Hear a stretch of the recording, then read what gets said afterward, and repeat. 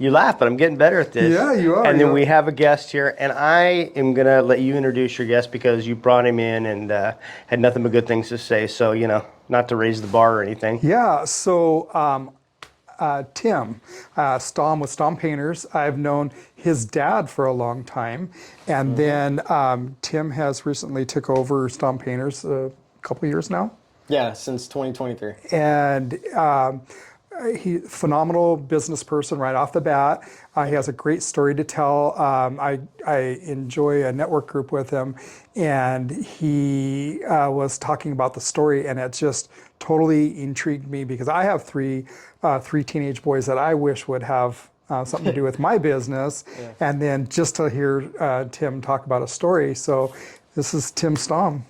Hello, Go ahead. everyone. Yep. Tell us So, your story.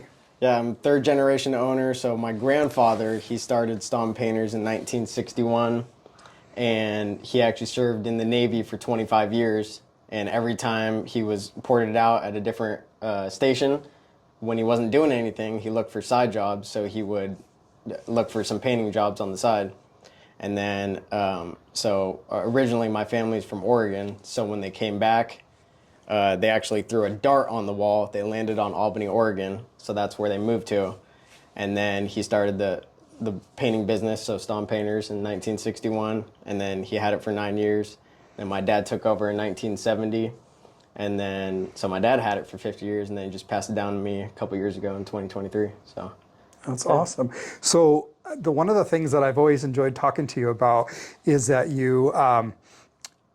and I can relate to that because of being a business owner for a long time, is that I used to just like people go, oh, how much does the sign cost?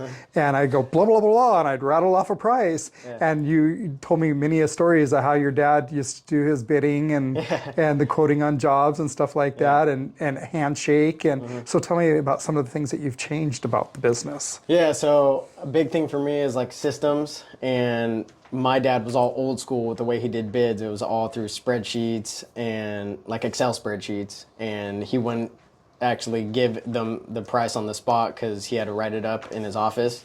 But what I changed is I got a CRM, and it created a pipeline of all the clients, and in that CRM software there's a spot for the jobs, and I can put line items in there and like different things about the job, and then it spits out a price, and then I put a proposal in there with all the details and all the things we're doing for the project.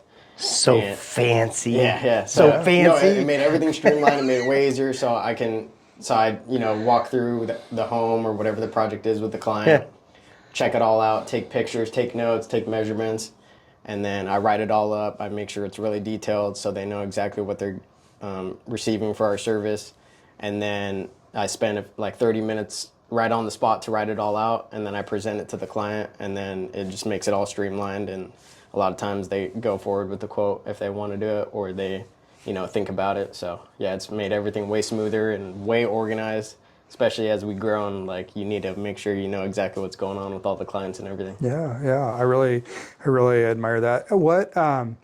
So what do you think is the biggest change that you made taking over the family business? I think the biggest change, well, yeah, getting that CRM, but just the way we communicate with clients, because my dad was kind of old school as well. Like, he called them and did emails, but now we incorporated texting. And for example, like we have tons of clients on the books, so we constantly text them like weekly. And some people say we over communicate, but a lot of people love it. But we just constantly communicate with them about where they're at on the queue of the schedule, and just communication, establishing the value of everything we're doing on the job, instead of just being like, hey, we paint the house 2 coats, and then we get out there and do it. Like, I let them know like every single step of the prep, every single detail, so they know exactly what they're getting. And yeah, that's really been a big game changer. And creating systems, so like making sure all the operations are smooth with the guys, like especially because back then we only had 1 crew. Now we have 4 to 5 crews, so creating work orders and making sure that all the guys know what's going on with each job and everyone's on the same page. So let's go back up a little bit. Yeah. Let's back up to when you're younger and you're a teenager and you're growing up with your dad having, because your dad is well known in the community. Yeah. He's been doing it for so long. Everybody knows your dad, Jim. And so when you're growing up and stuff in, summertime, I'm sure that, your dad wanted you to come to work in the business. Tell us about the experience working in the. Well, when I was young, I've always had kind of a hustler mindset, and I always wanted to figure out ways I could make money. And I'm talking when I was like 10 years old, so I couldn't be out in the workforce yet. But anyways, so when I finally turned 14, I was legally allowed to work, and my dad had to get a special worker's permit because I was 14 years old. So yeah, so 8th grade summer was the first time I worked, and I'll never forget my first job ever. It was actually Block 15 Brewery in Corvallis, so it was a big commercial job. And I remember it was like plumbers and electricians going around, and like a couple of the guys were plumbers, or I forgot what the trades guys were, but they were like, wait, what is this kid doing on the job site? Like I was in all whites, but I was even shorter than I am right now. And they were like, what is this kid doing here? And I was like, oh, my dad's the boss, or he's the owner. And anyway, so yeah, that was a funny moment. But yeah, so 14 through 18, I worked for my dad every single summer. And it was, in my mind, it was just kind of a way to get money. And honestly, I hated painting. I did not like it. I always tried to, do my best on the job site, but the painting side of things, I did enjoy it, but for the most part, I knew I wasn't like super good at it, like some of the other guys, how they can pick things up. And then when I was 18, I was like, okay, I'm gonna find a new job. I want to try something new. So I worked at the Boys and Girls Club in Albany for for 1 year. And then my dad really needed help during COVID, because actually during COVID, it was like a peak time for contractors. So he really needed help with a big job. And then, I was just kind of there to get a check, doing what I got to do on the job. And then there was this one job, the lead was sick or something like that, the crew lead. So then I had to communicate with the client, which I never really did. And I really enjoyed that side of things, communicating with the client. And then after that, that just gave me a lot of confidence to be able to communicate and, do things with the actual business side of things. And I was like, I think I can actually do it. So little backstory. Yeah. I really enjoy that. So when you took over the business from your dad and he decided to, like, what was that transition like? Like, Get out. Like, and did your dad micromanage you a lot? Because did he just say, "Here's the keys to the painting van, and here you go," or what happened? So actually, I really appreciate my father, because he did it in a really unique way. We had the plan set out in 2021 that I was going to take over, and I kind of told him, this is what I want to do. But the way he did it was he gave me baby steps. So he would keep adding responsibilities that he had to do on a day-to-day basis, and he would add like a little bit at a time, not anything. It wasn't really strategic. It was just kind of like, okay, I started doing this task or started doing this admin thing, and then he would add something else, and then add something else, and then add something else. And then finally I was like, okay, I'm kind of, running the whole thing. And so, and then in 2023, we officially, did the documents for me to be 100% shareholder. Oh, good. And then, yeah, so it was baby steps. It was a smooth transition. So just because I'm living this dream right now, what's your dad doing now that he's retired? Please tell me. No, we have a funny joke that he's demoted because he's still working. He's still on payroll. He's an office manager. He's still working. He wants a raise too. No, that's nice. I like that. He goes, have you seen the going rate for admin right now? Come on, son. Yeah, so he's still working. He's still helping out in the office and things like that. So now you know what it feels like when you're a child and you're younger and you went to your dad and said, "Hey, I think I need more money now. I think I should get a raise." So come for full circle for you. That's awesome. You should cut your father's hours. You could say, "I don't really need you on Friday this week anymore." You probably enjoy that. Well, he's a military guy, and he's just kind of a hard worker. He's been working since literally my age, of course. And he's like asking me, "Hey, is it okay if I take Friday off?" I'm like, "Dad, you can just do whatever you want." That's funny. Nice. So yeah, nice. It's a cool dynamic. He helps out, but awesome. It's all kind of we're loose with it. You should. I'm sorry, I'm having visions right now. You should write him up. Just, have a disciplinary act and go, hey, I just want to sit down with you, have a conversation about some stuff. Slide the piece of paper over, and just say, I think. Yeah, no, we joke around like that, so that would be funny. Jim is such a great guy. Yeah. I should have had both of you guys on the show. That would have been fun. We BS a lot. It's fun. What are your plans? Like, what is your 5-year plan for Stom Painters? You know what? That's actually something I kind of need to dig into for the actual planning, because my brain operates on, like, I'm kind of winging everything. But right now, pretty much in the last 2 years, we've literally tripled in size. Like, I started with 2 guys when I took over, and now we're about to hit 15 employees. So way more crews, way more trucks. And I think right now I'm at the point, like, we're booked out for months, like pretty much till next year. So, in reality, I could just get a bunch of guys and then bust a bunch of jobs out. But, if I hire on a bunch of people, the quality could go down. So right now, I think I'm going to try to level it out and just stay, where we're at and improve on some systems and operations. But going back to your question, for the 5-year plan, I think maybe just adding another crew and, just being able to take enough jobs for all those guys and being able to stay busy in the winter, because the winter is like the painter's nightmare for staying busy, because we can only be inside. So, yeah. Awesome. Yeah. And you just recently upgraded your office space. Yeah. So that's another huge game changer. It was out of my parents' house for the last 25 years, and we had a 2-story shop, but then we got a complaint from a neighbor because we were like going in and out, and there was a bunch of trucks, which was totally fine. We get it. So then we're thinking it was a blessing in disguise. We asked around, and then we got a spot right on 3 Lakes Road, right behind Home Depot in Albany. It's 4,500 square foot commercial space. So we got an office and then a place for all the trucks and, materials and everything. Mm-hmm. Yeah, that's been a game changer, because I'm thinking if we were still at my parents' right now with the size we're at, it would have been really tough. Right. Yeah, it's been a game changer. What trends do you see? I know that you guys do commercial residential, and you do a lot of house painting, interior and exterior. What is like a trend, something that you guys been people are really into now in the industry? Yeah. Well, a little trend right now is a lot of people are wanting to paint brick, because usually brick is never painted, like on a chimney or something like that. But a lot of people want to paint brick.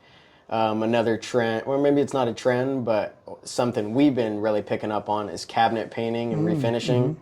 And that's our bread and butter all winter. We really specialize in cabinet refinishing and painting.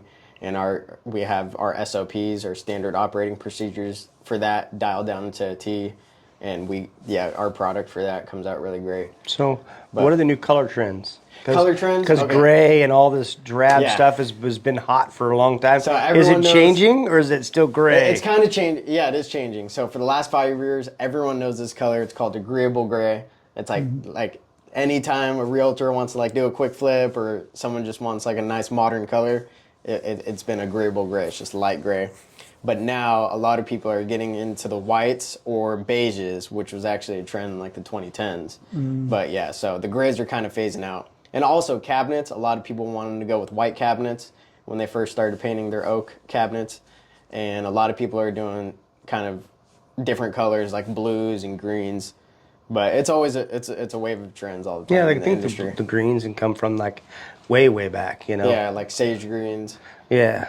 But I was just curious, because my wife hates the gray. Oh, yeah. And she's she's not so agreeable with it, I guess. Do you think they'll bring back the avocado green and the harvest gold colors for kitchens? I don't bathrooms? know. Well, that's what I'm saying. A lot of people go with the green for the kitchen cabinets now. Oh, wow. You look at the avocado. Yeah, you're so funny. Avocado. How about the, But in a few years, people are going to want to change it. Yeah. It's in well, waves. And it was funny is how it makes a full circle. Yeah. No, seriously, yeah. I just read, I was just reading, I really try to stay up on my industry, and I was just reading an article, because in some of the trade magazines, they're always putting articles like other revenue streams for your wrap business, sign shop business, and one of them is people are when they redo their kitchen or remodel their kitchens, they're instead of stainless steel or black, they're going in and doing a color splash on their ovens and their dishwasher, on their appliances.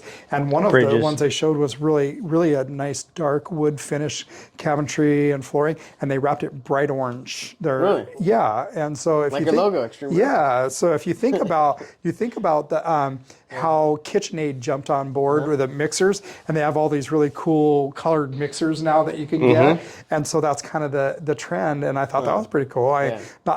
For me, I in my business, I don't want to do residential stuff because Yeah. I never want to. How is that when you're doing cabinets and stuff like that? Do you have like the homeowners like hovering over you, watching you? Oh yeah, every tradesman, every tradesperson. Yeah. It's kind of a funny inside joke when the client's looking over your shoulder. We don't mind though.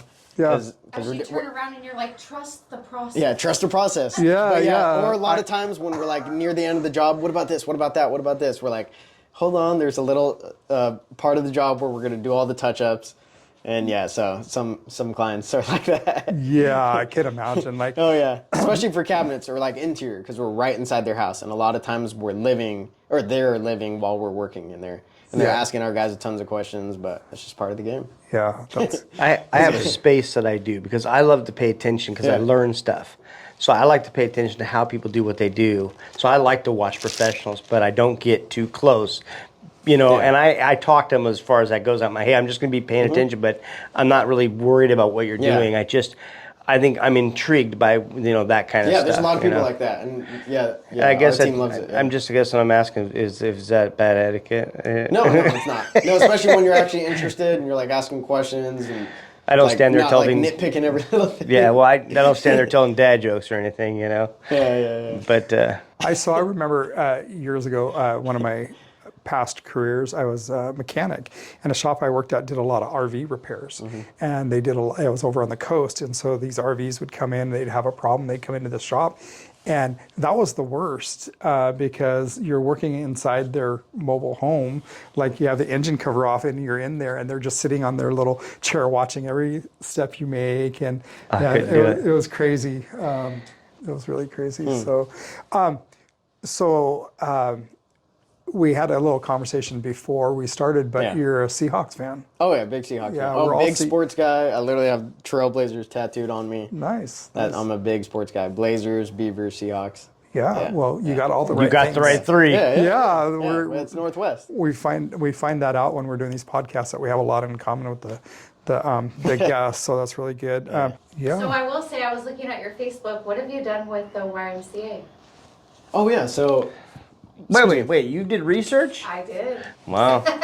And the YMCA, tell us about that. Sorry. Yeah. So I'm actually really involved with the YMCA and Boys and Girls Club. Well, I used to work at the Boys and Girls Club, so I kind of had That's those a great ties. organization. Yeah. Really love what John's doing over there. But Tino, which is the COO over at the YMCA, I actually used to be his roommate. And I didn't know that. Yeah, with Tino. That's cool. And when I was 19, I moved out for the first time, and I lived with Tino for a few years until I got my first house 2 years ago. But so naturally, since Tino's a part of it, he kind of tells me about little things they're doing or programs. So I'm really involved with what they're doing. And actually, well, this hasn't came to fruition yet, but we're gonna have a Stom Painters gym with a big decal on one of the gyms. Oh, cool. Yeah. Yeah. So I know who they'll be making that. Yeah. But yeah, so I do a lot of things with them. Summer games, different events. Yeah, always. I love to support them. Well, it's kind of interesting because my shop does a lot of the marketing and signs for different events and stuff, and I'm always saying your name on these signs. So I know that Stom Painters gives back a lot and really involved in the community.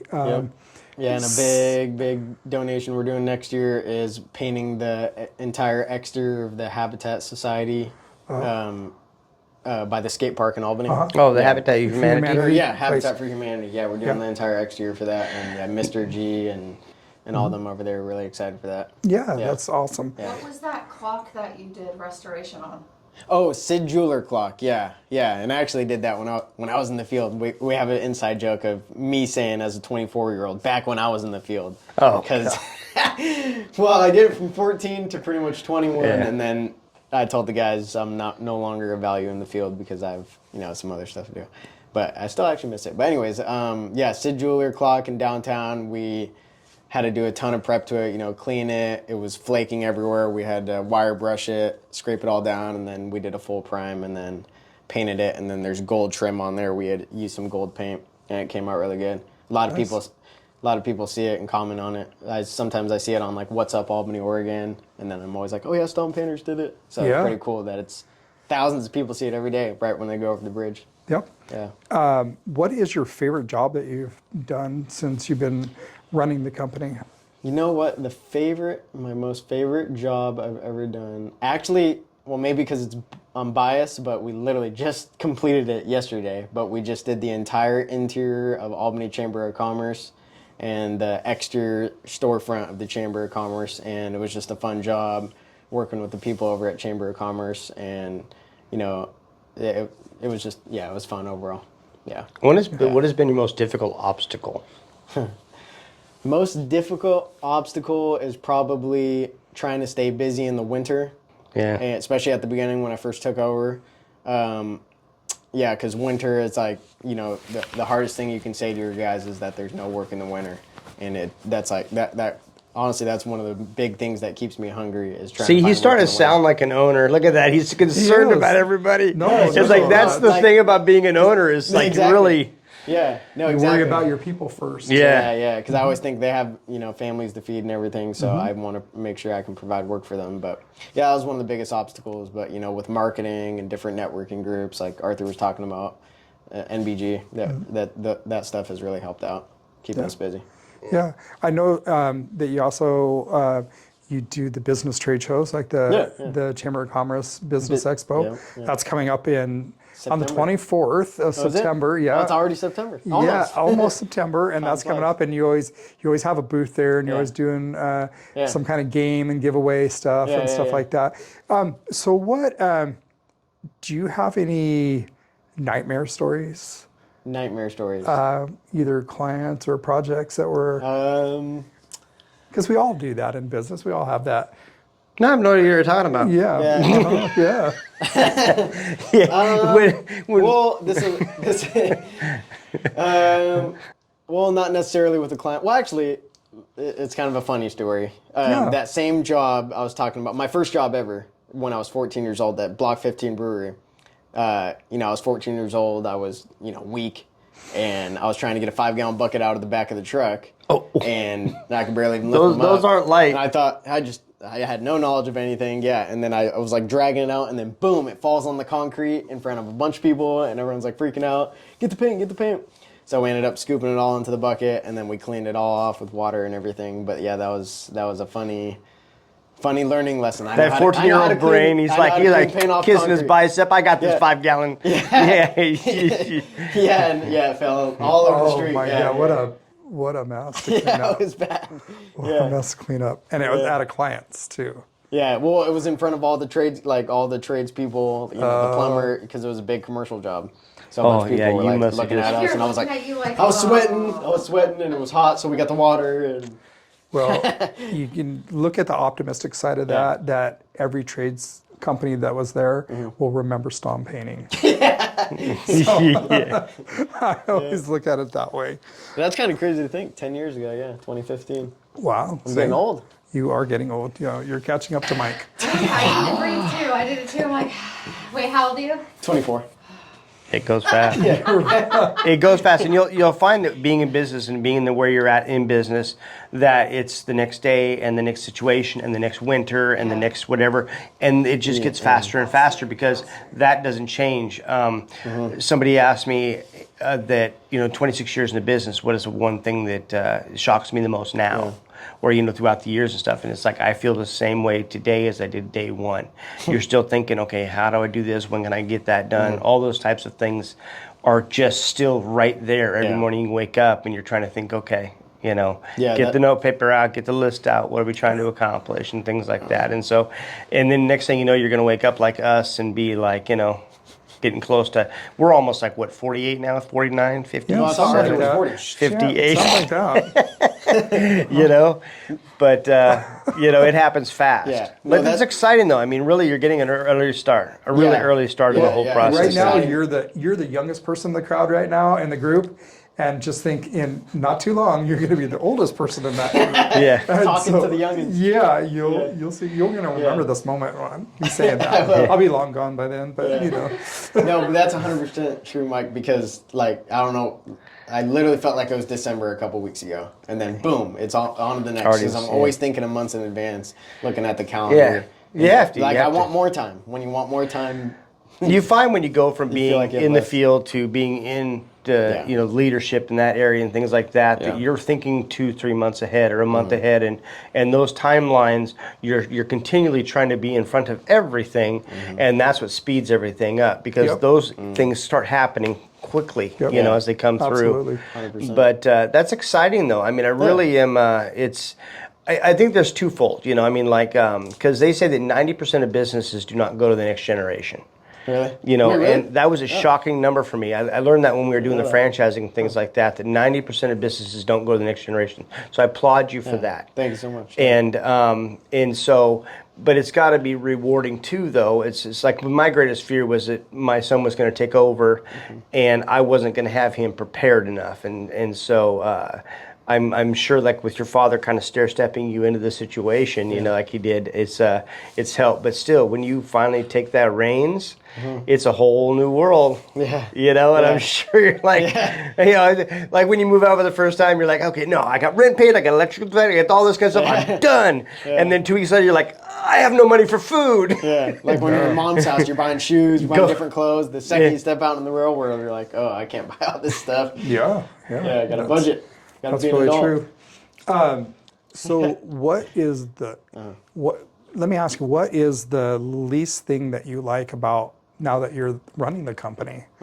Is there something that's not your favorite thing to do that you have to do? My biggest challenge, I don't know, I didn't say this earlier, but scheduling. It is so difficult to keep up the schedule, especially when I have 5 crews or 5 jobs going on at once, because it's constantly, you can never tell. A big thing for us is we're not telling the clients a date, because we'll tell them a time frame or a date range, but we'll never tell them a solid date, because it's constantly moving around with the schedule, because a lot of projects will go longer than expected. Or what's happened to us this summer, for example, is that we get onto a job, so we do construction as well, and we get to a job and there's some repairs that we thought were minor, but then we get into it and then boom, there's dry rot in the sheathing or framing. And then sometimes the job could even take an extra 2 weeks. Boom, that pushes everyone else back. So me keeping on top of that and moving everything around, it's the biggest challenge. Yeah, I always have to communicate with the clients about all the changes, and sometimes people aren't really too happy about that. But I always say when they're mad about schedule or anything, they're always happy at the end when we finally get to them and do the service. Well, that's the food industry right there. They could be fussy as all could be, but once you put the food in front of them and they get done eating, they're like, oh my God, this was amazing. Yeah, no, seriously. Everything else just disappears. And so I'm sure when they see what your work is like, like, oh my gosh, I never realized it would be so nice and things like that. And so that helps. Yeah. So when you talk to your new potential clients, you have the husband wanting one thing and the wife wanting another? Do you run into that a lot? Oh. Do you see any fights? You should recommend a florist. Here, there we go. Oh, I've been in some really... I've got a relationship with Mary over at the flower shop. Just call her in about 2 days. No, Mike, I've been in some very I can make any situation comfortable. It's kind of like a skill I have where I can talk to anyone and, work my... come on. Yeah. I've literally had to be a therapist in some situations. I've been in some really awkward situations where the client, the husband and wife are fighting about colors or the decision, or we should do this, we should do that, and I'm just kind of sitting in the back. That was a really good idea. Well, we should do it like this. Oh, that's a good idea too. Trying to find the middle ground, and Yeah. So I kind of been a therapist in some situations. As in the back of your mind, you're like, I wonder how long they're gonna last. Yeah, sometimes I'm like, yeah. You're like, we only need to put one coat of paint on these cabinets. We're going to Yeah, be we gotta changing switch in a colors. year. Oh yeah, that's a big thing. Yeah, we literally have finished an entire big project and we had to change colors. Yeah. And then we're like, hey, it's going to be an additional cost. Yep, just go for it. Boom, we had to change it all. The guys, you know, we're all getting paid the same, but the guys are like, are you kidding me? I just did this entire Well, I house. think one nice, all the pre-prep work is pretty much done in a Yeah, lot of the ways, prep which is is the nice. hardest But part. the second thing is, because sometimes you put color on something, and you're like, that's not what I thought it was going to be like. Yeah, that is true. Yeah, You we know, always I try to didn't do samples. I didn't realize that mauve looked like that. It's like a double-edged sword because you just spent all that time, but at the same time, you're like, okay, we still get paid. Yeah, but for the guys' morale, they don't really like it. Yeah, especially that's when they're right at the end. They're like, yeah, we finished. Yeah, our employees are. We got a great group. And I would be telling my employees, well, you should be able to do it in less time because you've already done it once. You know what to do. There you go. You can use that one. You're like, guys, come on now. Oh gosh, you guys already did it one. That was the first one was practice. Now we're gonna do the real deal. Consider that first color primer. Yeah. You know, because I was going to say, if you paint that color. And you're going to paint it a different color. Do you have to strip that color down? Do you No. put a primer over the top of it, or can you just paint over No, that you paint? just paint over the top coats. Yeah, it adheres good. Yeah. Okay. Yeah. But yeah, usually you still have to do the 2 full coats depending on the color. Yeah. I don't know if I asked this, but what's your favorite thing to paint? You like to focus on the negative first. Yeah. No, Let us negatives know are the fun. things you hate. Yeah, negatives are funny. oh yeah, you get the best stories. But Oh, Yeah, that my favorite- that brings up a question. Videoing. Do people videotape you at all? Do people actually like get their cameras out and do that kind of stuff? Do you guys? Like just random people? Yeah, like your customers. If you're painting their house and all that, do they go? Do you have to deal with too much of that? You know, the social honestly, media not that stuff. much, but if they are taking videos and pictures, it's usually because they really love us and they love the process. But Yeah. piggying back off of that, I just hired a professional videographer, and he's been taking really cool videos and pictures. I don't know if you've seen our Instagram, Facebook, and stuff, but I was gonna say the only person that I did. oh yeah, I checked it out. It looks good. I see your stuff pop up all the time. So the only people that your crew usually had to worry about videoing is you going around because you're young. And Oh, you yeah, like to- yeah. No, you yeah. like to do you used to do your own reels and your own Yeah, pictures, yeah. and so you were filming all that stuff yourself. Hey, look at all my guys working. yeah. No, actually, I don't know why I didn't think of that. Yeah, that is so true. And when I go to the job sites, I'm still like, hey, go to this wall and make sure your back's facing so the logo's right there. And they're like, what the heck, dude? And then I snap You're like, pictures. just do what I said. Yeah. So now we got a great culture. All the guys are happy and it's good. So the favorite thing that you like to paint, what is that? Yeah, you know what? The favorite thing I think right now is just cabinet refinishing and painting because we've always done it, you know, but now we have our process down to like everything's like by the books. We have to do it this way, and the clients always love the finish. Like our goal is to make it look like it's a factory fine finish. Everything's smooth. There's no imperfections on it. Even on 30-year-old oak cabinets, we make it look brand new. Oh, good. And it's we do it all in a contained environment too. So it's really fun. And the couple crews I have doing cabinets, they love it too. So you I like seeing the reaction because the transformation of the kitchen, it changes everything.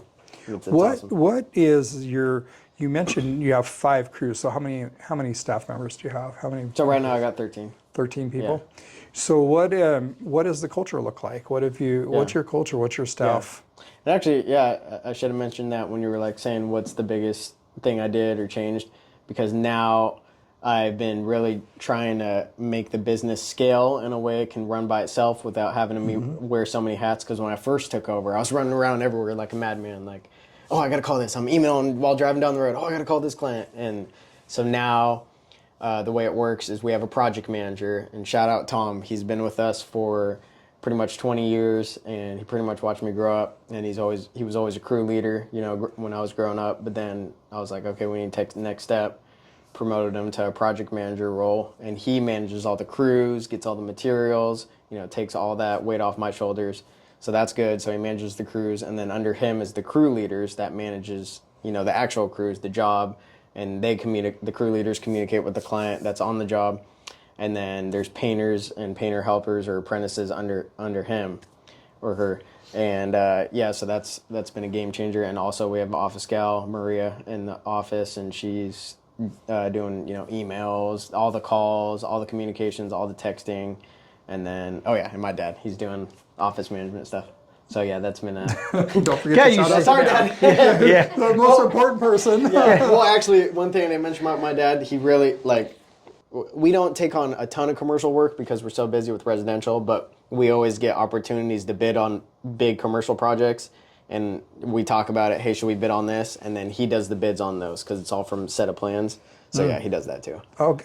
But yeah, and then the culture of our group is just we're super picky about who we pick up and hire because we really want people that have good morals. They're the character's great. Character is a big thing for me. If something happens integrity wise or character wise, and they're like lying or something or stealing, of course, that's automatic. They're out of there.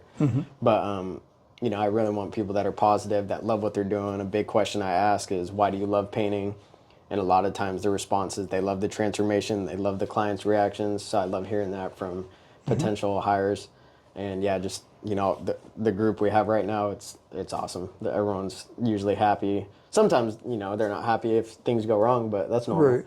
But yeah, overall the culture is really great. Everyone loves working with each other. listening to you, Yeah. the evolution of Yeah. yours, and all I can picture is we're going to talk to you in 5 years, and it's going to be like, oh, and then we got an interior designing and all these kinds of things, and I just see the evolution of where you're heading is I just think you're getting more and more immersed into the entire product, versus just like doing this particular thing. It just seems like you're evolving in and you're branching out and different things like that. So I think that's exciting for me to hear, and I love the fact that you have that passion to continue to test different areas and add different things, But and I do like your pace as well. You've talked about how you're slowing down a little bit here, you're scaling this, and you're trying to do that. I think that's super, super important. As someone we've been in it for a long, long time. Long time, not long time. Just a long time. Whoa. Wait, it says 20. Oh, 20. Yeah, well, 26 for us. Were you taking orders on tablets with I was stone tablet with a chisel and a hammer? Yeah, it's terrible. Long time? Or was this a long time? But anyway, I do think that it's important because if you try to skip those steps and you think, I'm just going to add this and I'm just going to add that and I'm going to do that stuff, it can really cause you way, way more headaches than when you evolve into it naturally and stuff. So I love to see what you're doing, and I think your pace is good.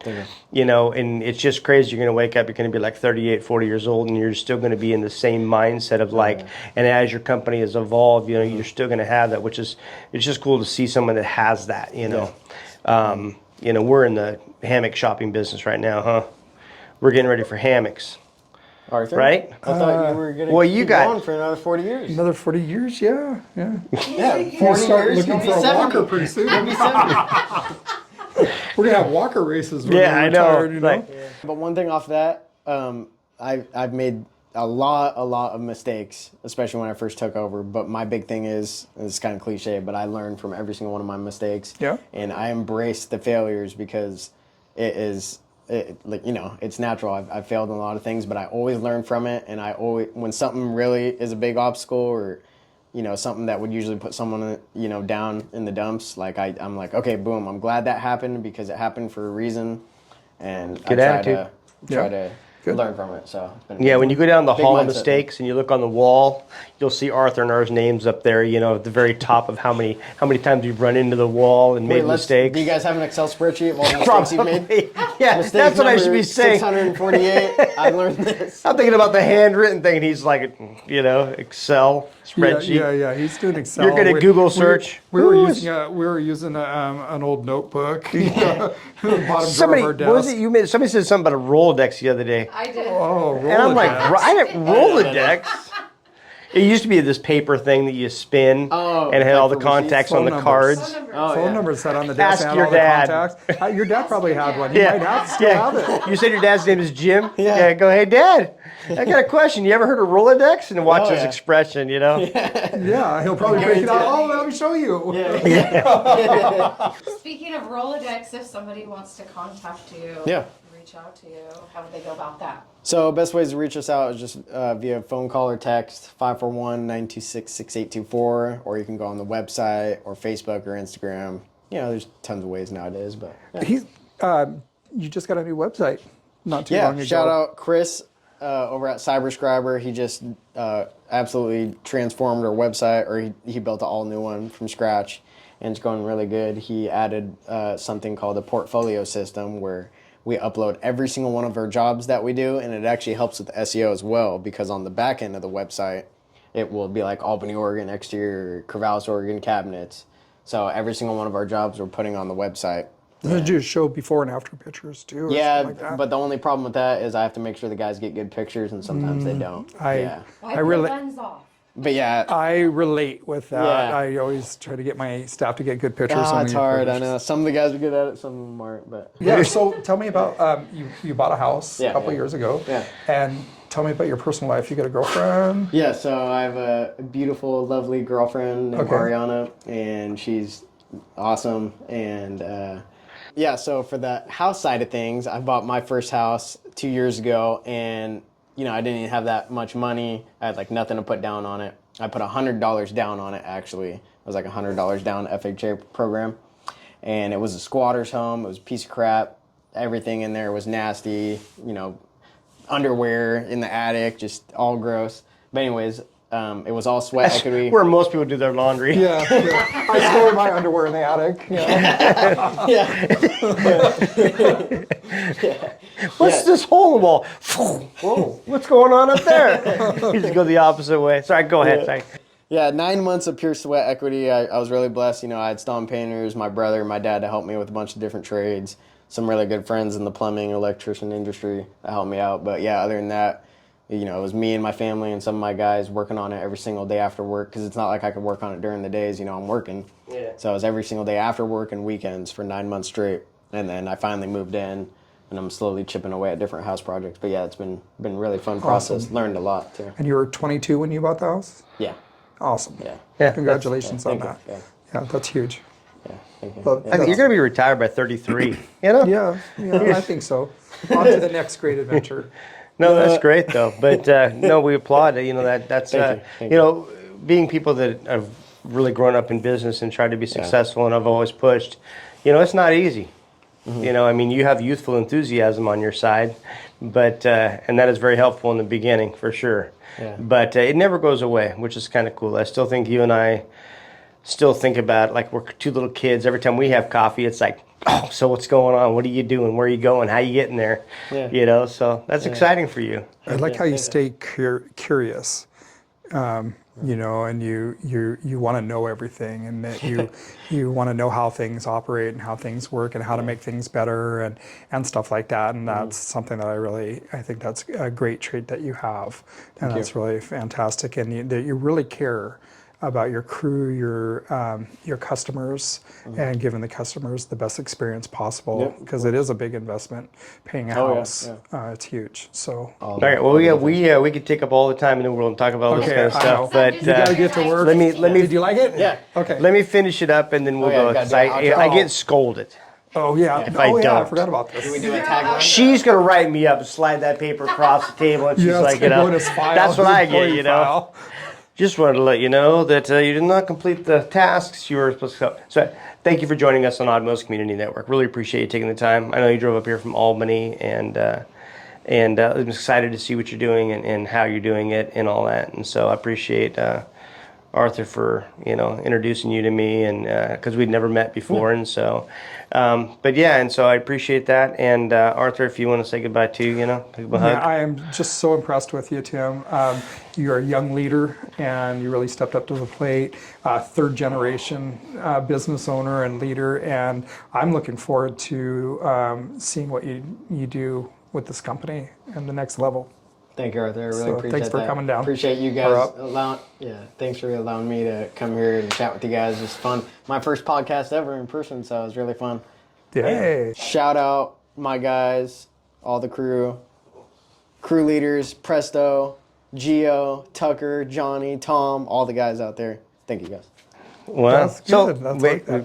I got Oh, and my dad. Oh, and my mom. My girlfriend. Ariana. Yeah. Yeah. We don't cut corners, we paint them.